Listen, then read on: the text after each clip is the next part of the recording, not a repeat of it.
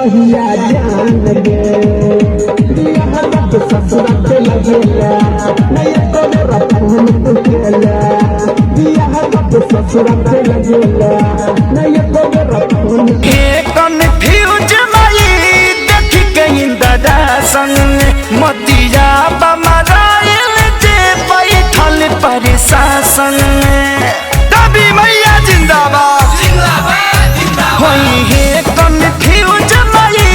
देख के इंदरा संग मतिया बमराइल जे बैठल प्रशासन जब लइखे परमिशन माई के आसन के त कैसे छूट मिलल बा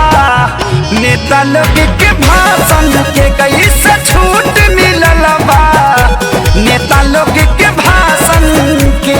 तभी मैया जिंदाबाद जिंदाबाद जिंदाबाद अरे भैया जिंदाबाद जिंदाबाद जिंदाबाद अड़हुल फुलवा कहाँ चढ़ेगा